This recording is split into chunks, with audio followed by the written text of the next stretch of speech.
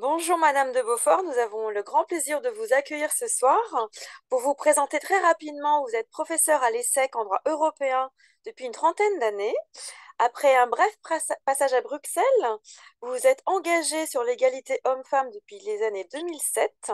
Vous êtes référente à l'ESSEC sur ces sujets et vous continuez à être une grande influenceuse à la Commission européenne.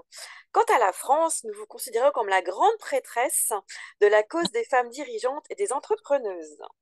Bonsoir. Alors, ma Bonsoir. toute première question est, comme toutes les autres panélistes d'ailleurs, à quoi vous fait penser le thème de cette table ronde qui est les femmes sont-elles l'avenir dans l'entreprise? Je vous laisse la parole. Alors, je vous avoue que j'avais tiqué sur le titre et que c'est après un échange et une explication avec le général que j'ai compris l'esprit de cette table ronde, euh, que du coup, je me suis totalement appropriée. Ma réponse étant oui, pas contre les hommes, mais avec les hommes.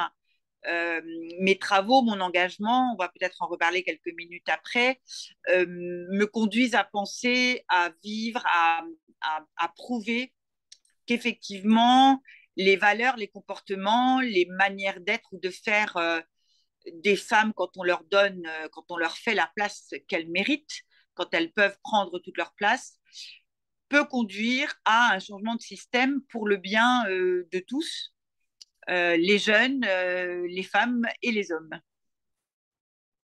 Très bien, merci beaucoup.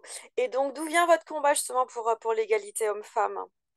Et là, j'ai une petite storytelling parce que je me vivais comme professeur de droit, ce qui est déjà très engageant. Comme lobbyiste, on parle maintenant de plaidoyer puisque je fais du lobbying pro bono, hein, c'est-à-dire bénévole pour des causes en lesquelles je crois.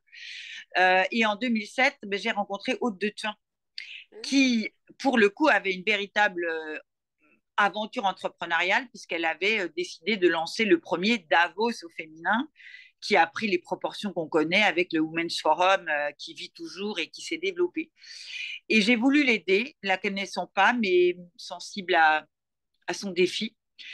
Et lors du premier Women's Forum auquel j'ai été invitée, puisque voilà, je l'aidais de mon mieux, ben, j'ai réalisé que toutes ces femmes brillantes que je rencontrais avaient comme moi subi des revers, des difficultés, parfois très lourdes, fait des sacrifices personnels, que beaucoup étaient divorcés dans ma génération.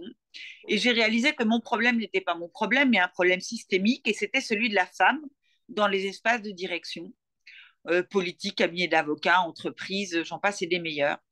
Alors, je me suis interrogée sur la manière dont je pouvais, moi, professeur, porter cette cause.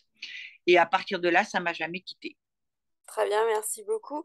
Et justement, dans cette continuité, pourquoi avoir créé une chaire spécifique pour les femmes administratrices, justement à l'ESSEC? Alors, d'une part, je fais des recherches dédiées au genre. J'ai longtemps ça appelé gender parce que c'est accepté dans le monde anglo-saxon, ça ne l'était pas dans le monde latin et en France. Ça va beaucoup mieux maintenant, mais en 2007, c'était vraiment difficile. Et j'ai été persuadée, je le suis toujours, tant qu'il y aura cette problématique minoritaire, majoritaire, femmes-hommes, que les femmes ont besoin de formations dédiées simplement pour avoir un espace de libre parole, parce qu'elles ne disent pas tout à fait la même chose lorsque des hommes sont dans la salle, dans ces espaces de direction, conseil d'administration, COMEX, CODIR, partis politiques aussi. Oui, Il y a en ce moment certains débats. oui. Donc j'ai choisi de faire ça. Je ne l'ai jamais regretté. Mes programmes mélangent toujours la partie technique nécessaire et une partie d'accompagnement, de coaching RH pour permettre à ces femmes d'oser occuper leur place dans des milieux qui sont encore euh, non mixtes ou encore peu mixtes. D'où mon soutien au quota après avoir beaucoup réfléchi à ces sujets-là. D'accord. Et comme dernière question qui en découle, euh, quels seraient vos conseils pour mieux concilier la vie professionnelle et la vie personnelle pour toutes ces femmes? Alors, parce que je suis un très, très mauvais exemple pour concilier la vie perso et la vie pro et que la vie pro m'a mangé, euh, avec inclus des conséquences sur ma santé, je le dis très brièvement. Je suis très sensible à porter ce combat d'un équilibre des temps de vie. On peut faire des choix dans la vie, on peut prioriser les choses, mais l'approche sacrificielle me paraît extrêmement dangereuse, et pour soi-même, et pour ses proches, et pour l'entreprise, hein, ou toute organisation dans laquelle on est, parce que quand on est en panne durablement, on ne sert pas à grand-chose. Donc, si j'ai un conseil à donner aux personnes, c'est de savoir prioriser, de parfois lâcher prise sur des projets qui doivent être portés par d'autres, de transmettre, de ne pas toujours être en front.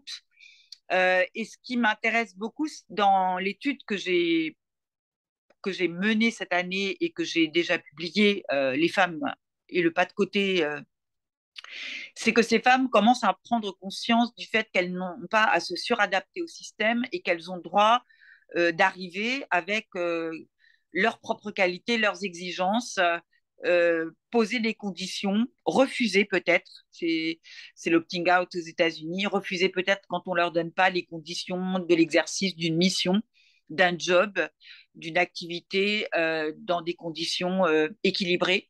Et ce combat-là, même s'il est mené par les femmes aujourd'hui qui osent prendre la parole, c'est le combat pour tout le monde. Il est anticipé par les jeunes, on le sait, et je pense que les hommes seront bien heureux que les femmes le portent parce que ces hommes de bonne volonté pourront le porter à leur tour. Euh, on a besoin d'un changement de système et chaque individu a son rôle à jouer.